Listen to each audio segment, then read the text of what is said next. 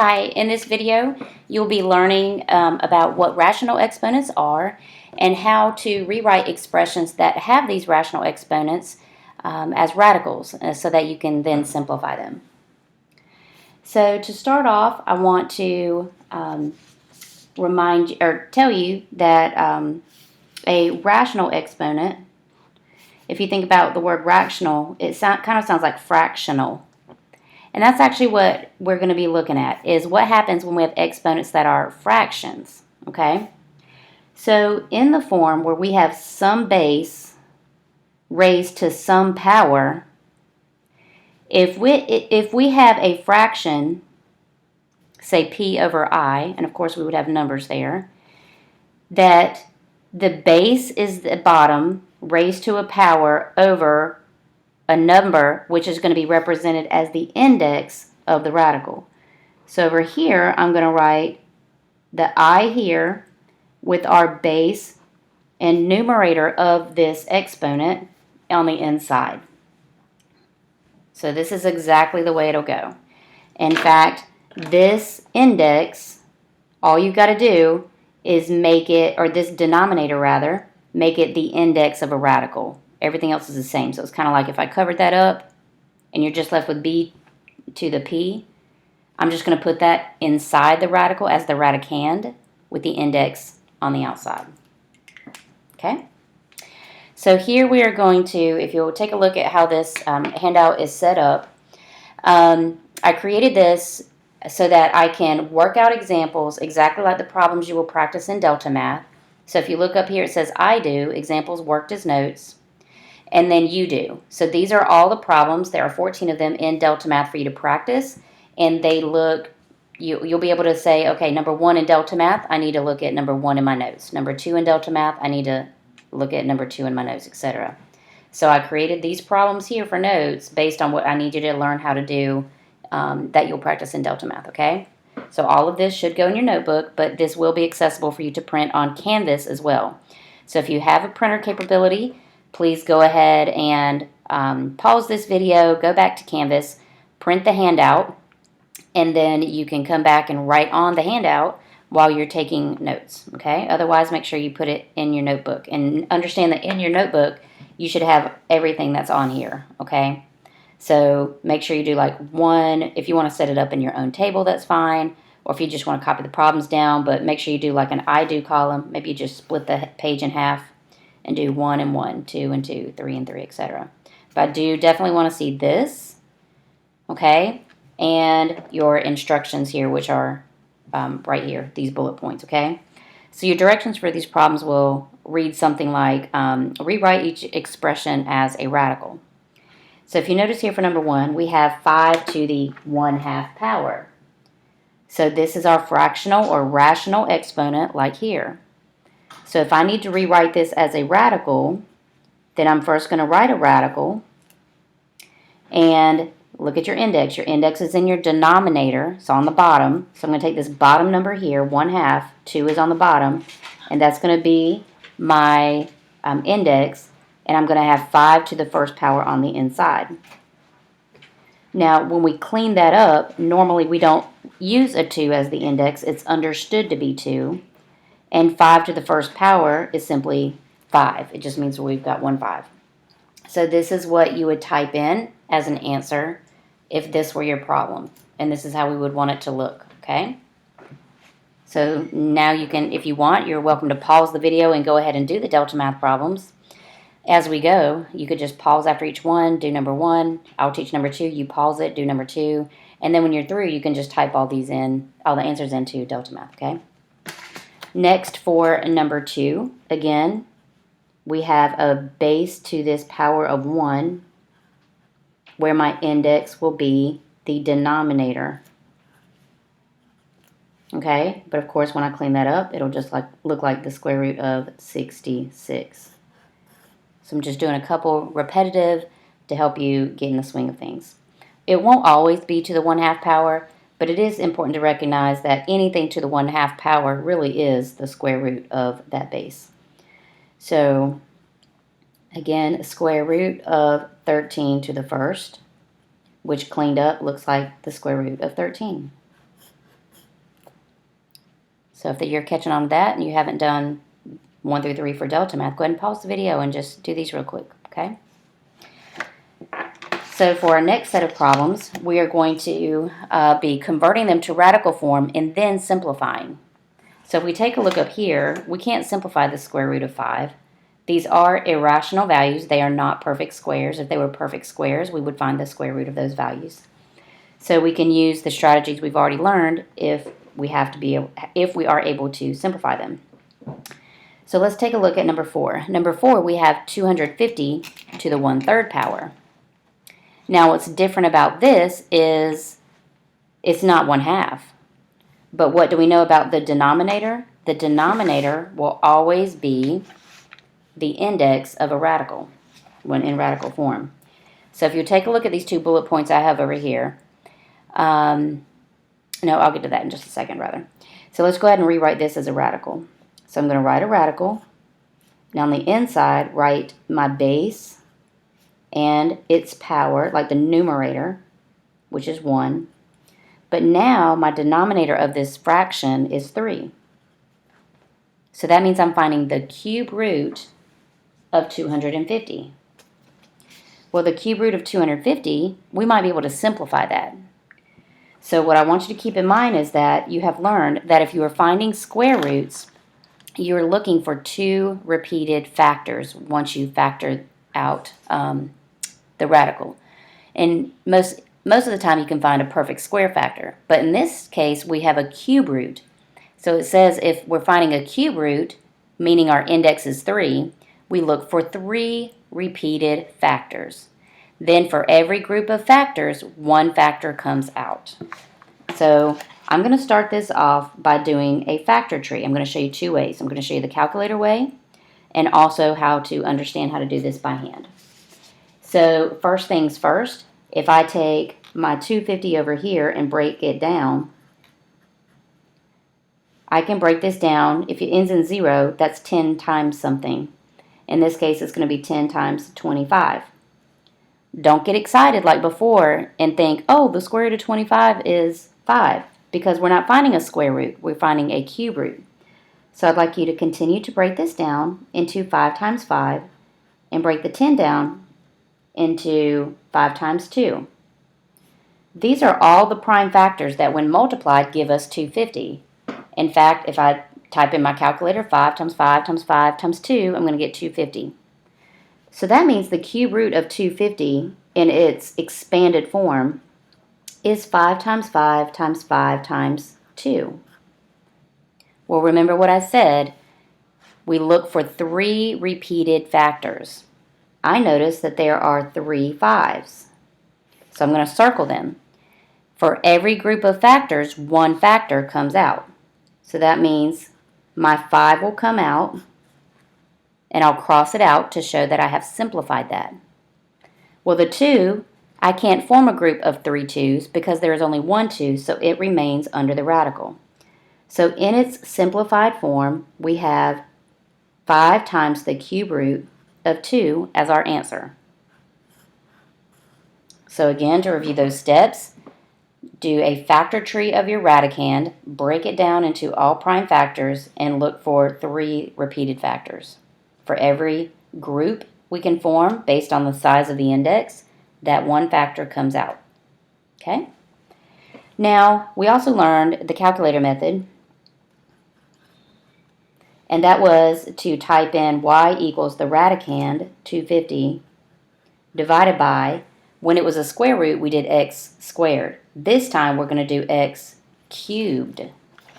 So let's go to our calculator. So I have a TI calculator, but I'm just going to use the Calc 84 app like I normally do that just because that's probably what you're using at home. But if you have a graphing calculator, that's awesome. You're certainly welcome to use it. All the buttons are in the same place as the phone. So I'm going to go to y equals, clear out anything that is there, and type in 250 divided by x. Recall that x is located to the left of the green alpha, or excuse me, to the right of the green alpha key. Then we're going to press squared, which from your green alpha key, if we go to math and then this x inverse key right below it is x squared. So I'm going to tap that x squared button. So, oops, I apologize. I did that all wrong. I just told you about it not being squared. So we're going to do x to the third power.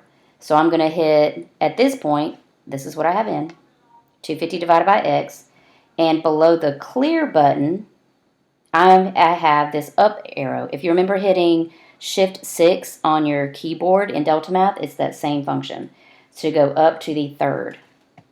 And the rule is going to be the same this time. We're still looking for the last whole number ordered pair. So I'm going to press second and graph. I like for my calculator's table to be at 0.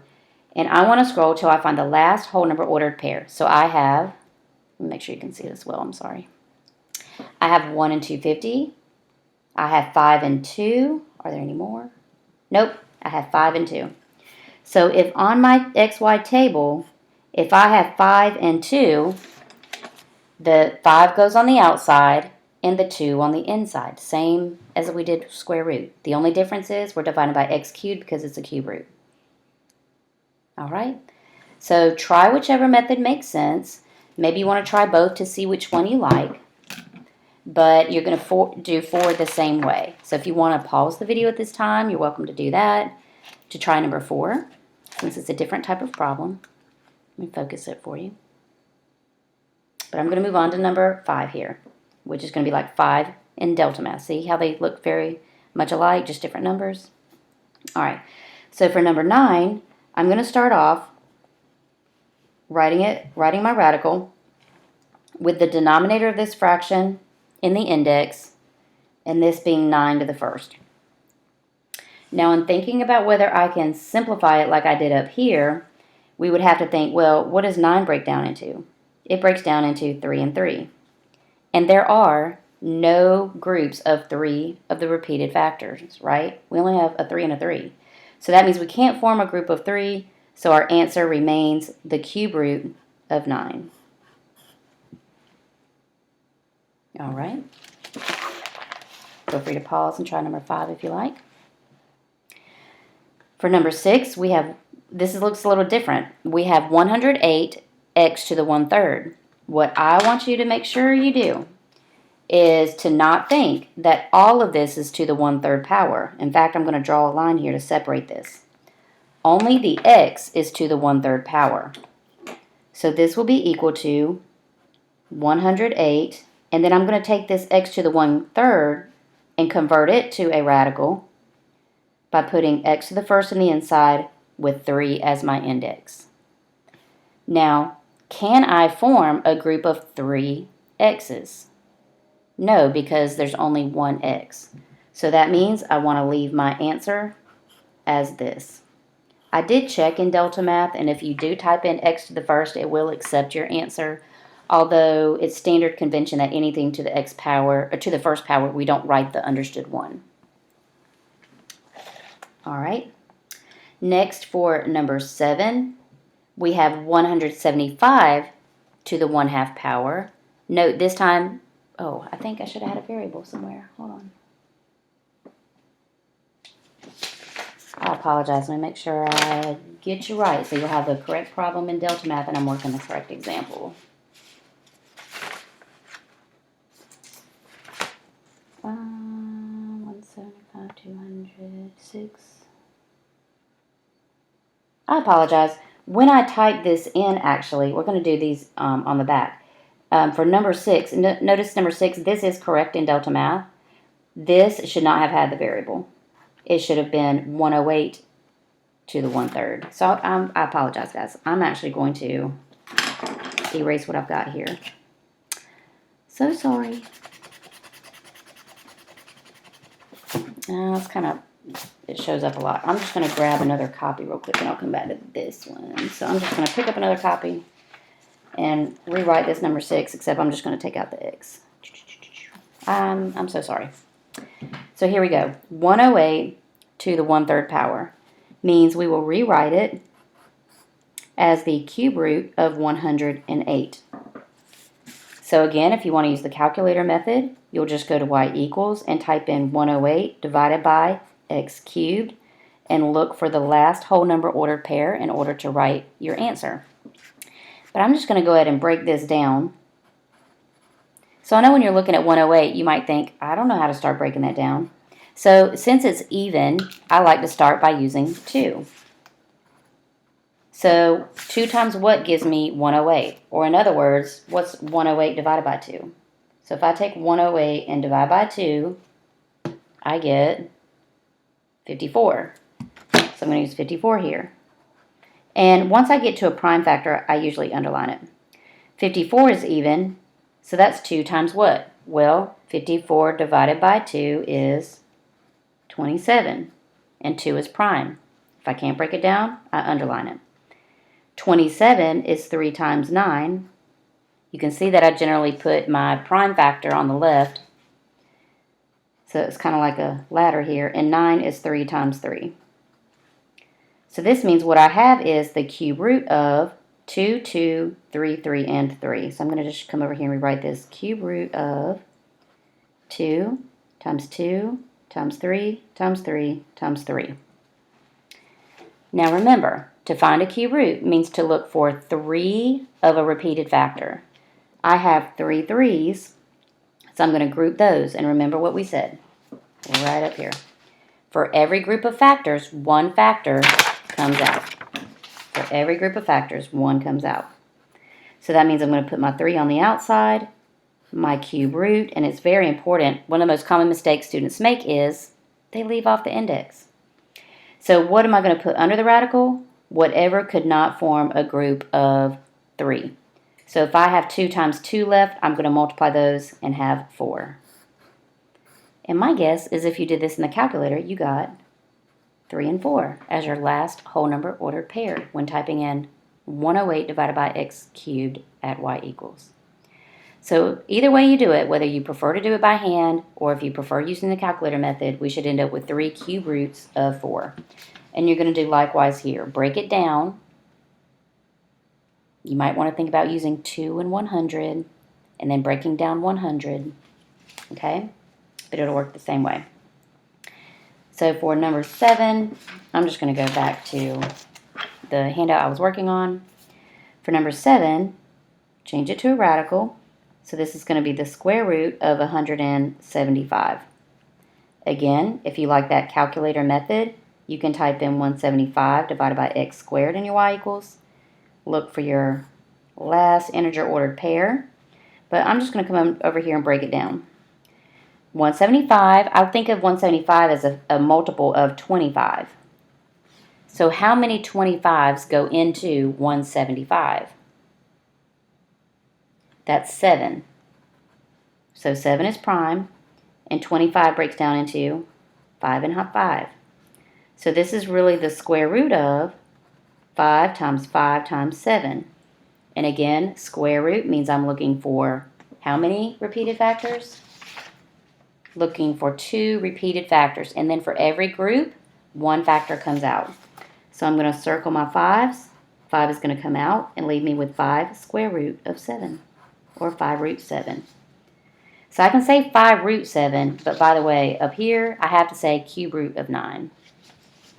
Or for that last one, that would be 3 cube roots of 4, or 3 times the cube root of 4. Okay? That's how you would say that. So that takes care of the front of your page. If you'd like to pause the video and do 4 through 7 and try those out in Delta Math, make sure you're getting it. That would be great. I'm going to go ahead and move on to the second page. We have 7 left here. So I'm going to continue, but what's different here, and I did accidentally made the mistake of doing one like this for number 6. I had put the X in it, so it's similar to what I was explaining there. All right, so for number 8, I'm looking at 80x to the 3/4. So what I need to do is recognize that the 3/4 is its own power of x. 80 has an understood power of 1. So this 3/4 does not belong to the 80. In fact, I'm going to draw that line to kind of separate them. What we want to do is take this x and rewrite it as a radical.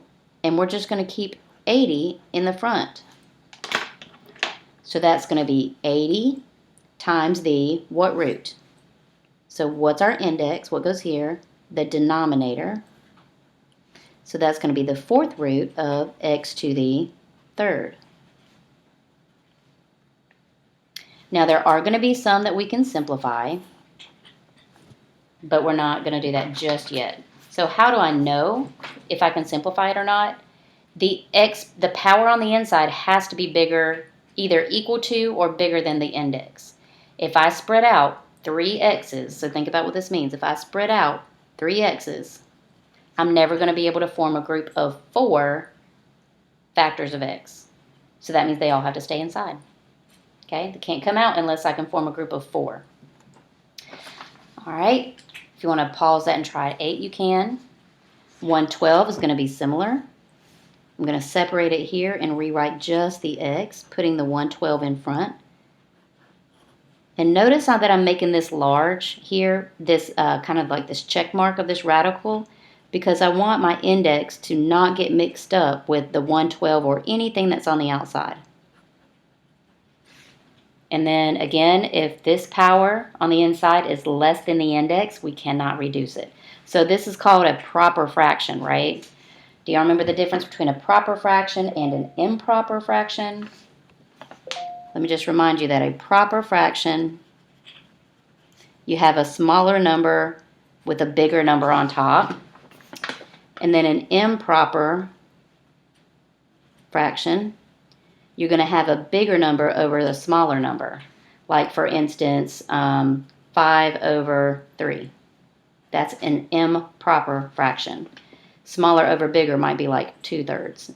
It's smaller on top, right? So I will be able to simplify ones with improper fractions, but not proper fractions. All right, so this one is complete. Moving on to number 10. Writing this as a radical. Notice this time I do not have an x, but we might be able to simplify it. But it's a fourth root, so I wanted to try this out for you. So this is going to be our index with 4 and then just 16. We don't need to put the 1 because it's understood, but we do need to see if we can simplify this, okay? In fact, let's see, if I break this down, if I break 16 down, that's 4 times 4, and each of those break down into 2 and 2. Uh-oh, look what I've got, guys.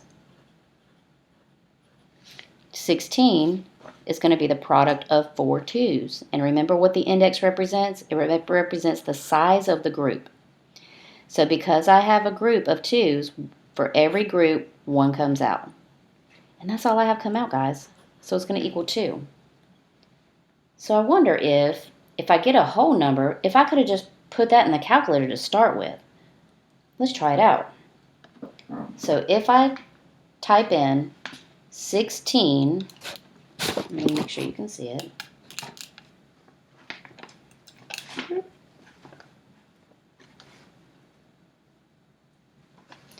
So if I type in 16 to the 1/4 power, I'm again going to go over here and directly below the button that says clear, this arrow, this up arrow, I'm going to tap that. So I can type in an exponent of 1 divided by 4. When I hit enter, guess what? I get 2. That's awesome.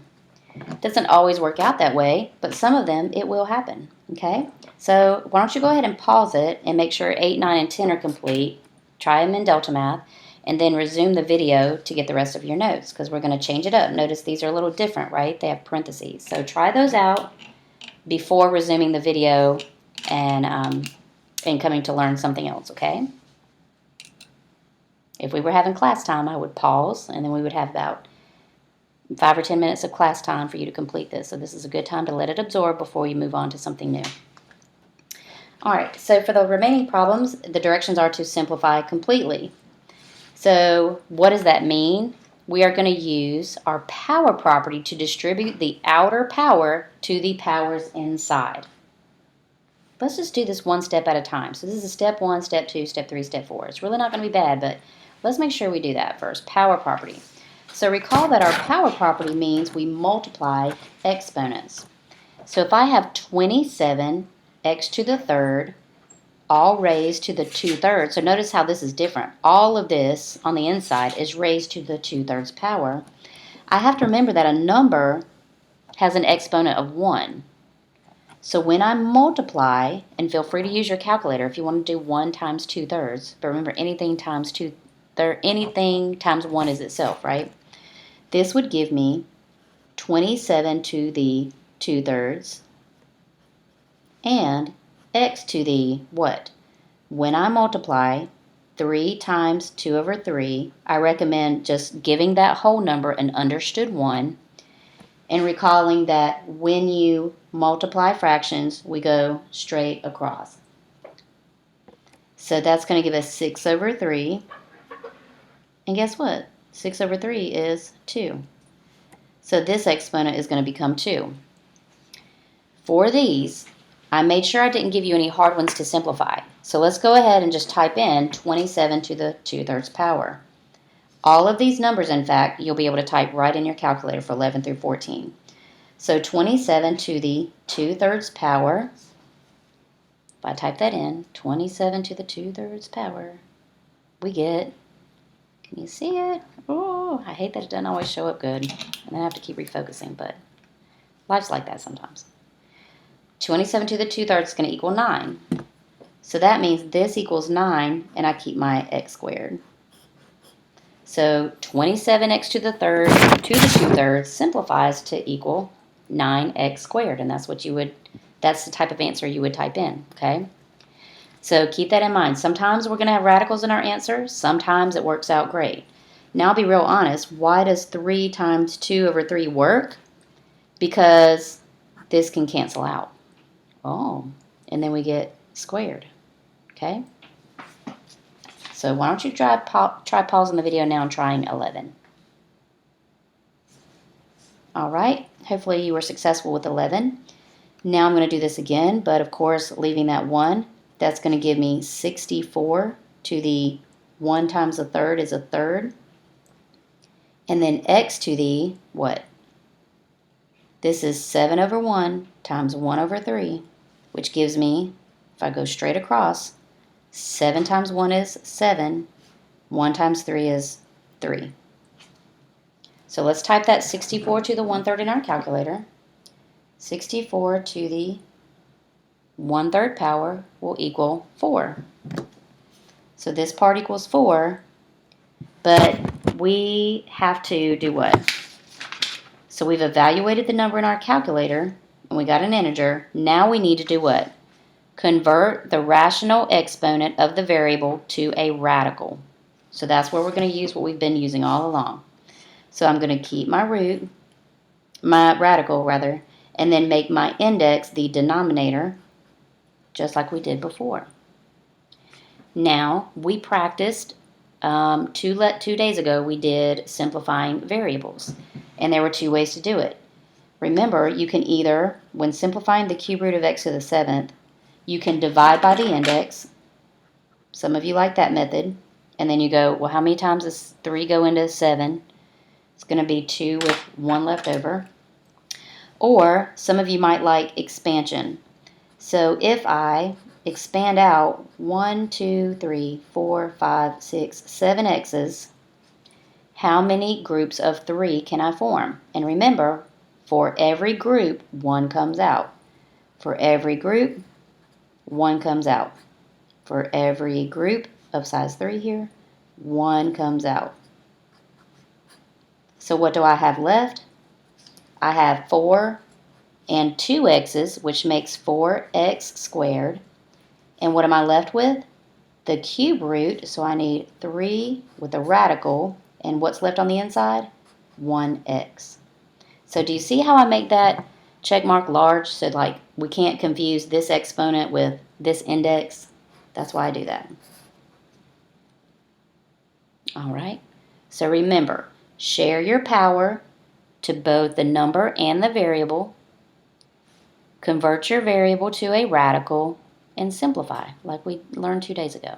Okay? The number, you'll always be able to put this in the calculator, okay? I made sure of that. All right, on to the last 2. So again, this will be 81 to the what power? 1/4. And x to the 1/4. So if I go to my calculators, type in 81 to the 1/4 power. You can see that? There we go. 81 to the 1/4 power will equal 3. So that's going to equal 3. And now I need to convert this to a radical. So remember what we said earlier, by the way. If it's a proper fraction, meaning the bigger numbers on the bottom, we're not going to be able to reduce this. But if it's an improper, we will. Okay? So this is going to be the 4th root of x to the 1st. But I don't need the understood one. If you want to pause and do number 13, you can.